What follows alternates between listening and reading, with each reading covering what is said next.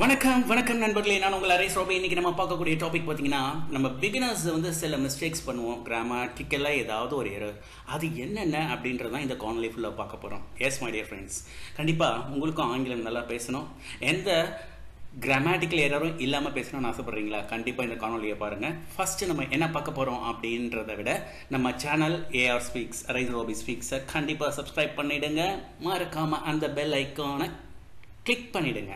S my dear friends, வாங்க அது என்னென்ன மிஸ்டேக்னு பார்க்கலாம். First, subject versus verb agreement அப்படின்னு சொல்லும் பொழுது நம்ம இந்த டோன்ட் டசன்ட் எங்கே போடுறதுனே சில சமயம் தெரியாமல் இருக்கும். இதில் வந்து தப்பாக நம்ம வந்து பார்த்தீங்கன்னா ஷீ டோன்ட் லைக் ஆப்பிள்ஸ் அப்படின்னு சொல்லுவோம். இது கரெக்டாக சொல்லணும் அப்படின்னா ஷீ டசன்ட் லைக் ஆப்பிள்ஸ் அப்படின்னு சொல்கிறது தான் கரெக்டான இது. அது என்னங்க ரூலு அப்படின்னு பார்க்கும்போது அதையும் சொல்லிடுறேன் உங்களுக்கு. சப்ஜெக்ட் வர்சஸ் வேர்ப் அக்ரிமெண்ட்டில் வந்து பார்த்தீங்கன்னா பேசுபவர்கள் குழம்பிடுவாங்க. எங்கன்னா சிங்குலர் ப்ளூரல் ஃபார்ம்ஸோட. இப்போ இங்கே ஆப்பிள்ஸ்ன்னு இருக்குது பார்த்தீங்களா, அந்த ஆப்பிள்ஸ்ன்னு இருக்கும்பொழுது அந்த சமயத்தில் வந்து டோன்ட் யூஸ் பண்ணக்கூடாது, டசன்ட் தான் யூஸ் பண்ணணும். நேரம் பார்த்தீங்கன்னா அடுத்த இன்னொரு சென்டென்ஸ் சொல்கிறேன் பார்த்தீங்கன்னா, they was going to the store அப்படின்னு வரக்கூடாது. ஏன்னா இது ப்ளூரலில் இருக்குது பார்த்தீங்களா, அங்கே தான் குழப்பம் வருது. தே வேர் கோயிங் டு த ஸ்டோர். இன்னும் உங்களுக்கு ரொம்ப ஈஸியாக இருக்கிற மாதிரி சொல்லணும்னு வச்சுக்கோங்களேன், இந்த டோன்ட்டு டசன்ட்டு எங்கே அப்ளை பண்ணணும், எங்கே அப்ளை பண்ணக்கூடாது அப்படின்னு இந்த டோன்ட்டும் டசன்ட்டும் சிம்பிள் வேல நான் உங்களுக்கு சொல்கிறேன் பாருங்களேன்.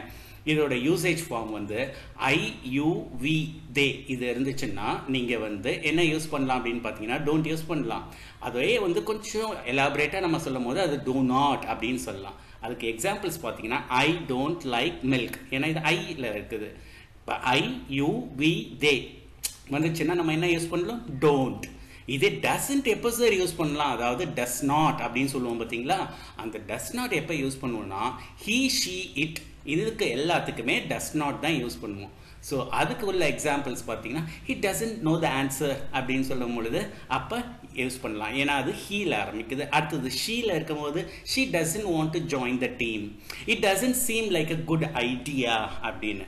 ஸோ சம்மரியாக உங்களுக்கு ஒரே இதில் சொல்லணும்னா இந்த டோன்ட் அப்படின்ற ப்ரொனவுன்ஸ்க்கு I you we they use பண்ணலாம்.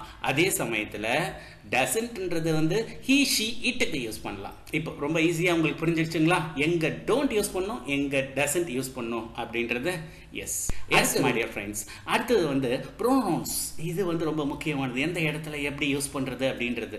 இதில் சில சமயங்களில் இன்கரெக்ட் ஃபார்ம் எந்த இதில் யூஸ் பண்ணுறீங்கன்னு பார்த்தா me and him went to the park அப்படின்னு போடவே கூடாது. ஹீ அண்ட் மை செல்ஃப்னு போடலாம், இல்லை I went to the park அப்படின்னு யூஸ் பண்ணலாம். இப்போ இந்த ப்ரோனவுன் யூசேஜை உங்களுக்கு கிராமட்டிக்கலாக சொல்லும் போது பார்த்தீங்கன்னா இந்த ப்ரோனவுன்ஸை வந்து இன்கரெக்டாக நம்ம வந்து கொஞ்சம் கன்ஃபியூஸ் ஆகிடுவோம். இந்த சப்ஜெக்டிவாக சொல்ல போகிறோம் பார்த்தீங்களா, ஹீ ஷீ ஐ அப்படின்னு இருக்கிறது வந்து அது எதோட நம்ம வேர்சஸ் அப்ஜெக்டிவாக பார்க்கணும்னா ஹிம்மு மீ ஹர் இப்படிலாம் இருக்குதுல்ல, இம்ப்ராப்பராக யூஸ் பண்ணக்கூடிய ப்ரொனவுன்ஸ் இந்த இதில் தான் கேர்ஃபுல்லாக நம்ம யூஸ் பண்ணுங்க. அப்போ ஹீ அண்ட் ஐ இருக்கிறத நம்ம யூஸ் பண்ணுறோம் அப்படின்றது இந்த ப்ரோனவுன் யூசேஜ் மூலமாக நம்ம தெரிஞ்சுக்கிறோம்.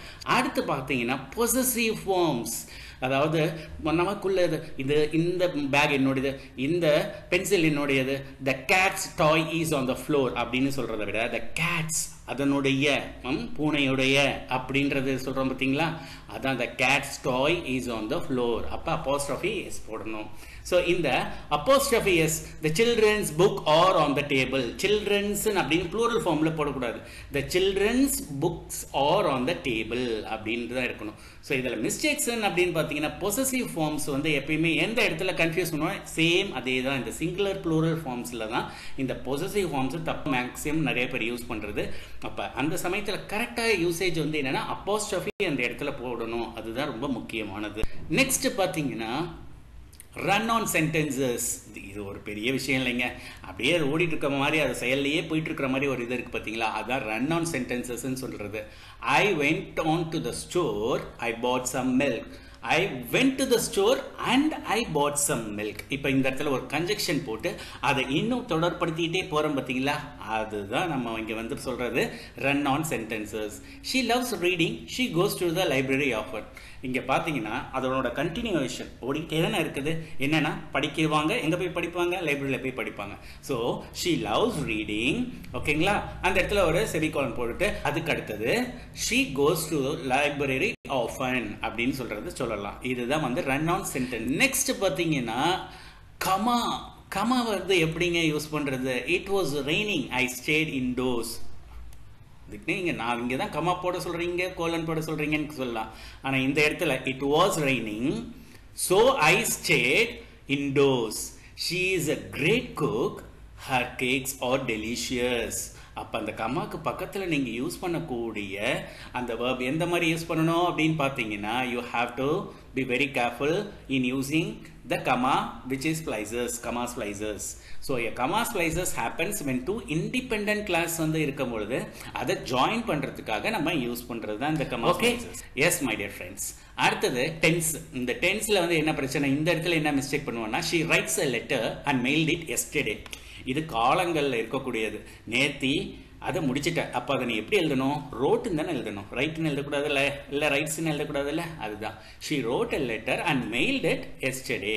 தே will visit the museum and enjoyed the exhibits அப்படின்னு பார்க்கும்போது என்ஜாய்டுன்றது பாஸ்ட் டென்ஸ் முடிஞ்சிச்சு இல்லை, அப்போ they visited the museum and enjoyed the exhibits. ஓகேங்களா? ஸோ இதுதான். ஸோ இந்த டென்ஸை பொறுத்த வரைக்கும் கன்சிஸ்டன்சி என்ன அப்படின்னு பார்த்தீங்கன்னா அந்த இடத்துல வந்து நம்ம எங்கே தப்பு பண்ணுவோம் அப்படின்னா எந்த ப்ரெசன்டென்ஸ் of my dear friends at last நம்ம பார்க்கக்கூடியது ஆர்டிகல்ஸ் என்ன, a and the are called articles அப்படின்னு நம்ம சின்ன வயசுலேருந்து படிச்சிருப்போம். எந்தெந்த வார்த்தைகளுக்கெல்லாம் வந்து நம்ம வந்து ஏ அப்படின்றது இங்கே யூஸ் பண்ணுவோம், எதெல்லாம் வவ்வல்ஸில் AEIOUல ஸ்டார்ட் பண்ணுச்சுன்னா அதுக்கு எல்லாத்துக்குமே நம்ம ஆன் யூஸ் பண்ணுவோம். அதான் she wants to buy apple from the மார்க்கெட்ன்றது தப்பு. She wants to buy an apple from the market. ஓகேங்களா? அடுத்தது he is the teacher in a school அப்படின்றத விட he is a teacher in a school. So நார்மலாக நிறைய பேர் பண்ணக்கூடிய தவறுகள் எங்கன்னு பார்த்தீங்கன்னா எந்த இடத்துல அப்படின்றது தான் கொஞ்சம் பிரச்சனையாக இருக்கும். ஸோ இதை மட்டும் கொஞ்சம் கன்ஃபியூஷன் இல்லாமல் கரெக்டாக பிளேஸ் பண்ணிட்டீங்கன்னா then there will be no errors. S my dear friends, இந்த காணொலியை பார்த்தமைக்கு மிக்க நன்றி. மேலும் இது போன்ற சின்ன கருத்துக்கள், சின்ன விஷயங்கள், சின்ன கிராமர் மிஸ்டேக்ஸ்லாம் இல்லாமல் இருப்பதற்கு சீக்கிரமாக கற்றுக்கிறதுக்காக நம்ம சேனல் அரைஸ் ரோபி ஸ்பீக்ஸை சப்ஸ்கிரைப் பண்ணிவிடுங்க.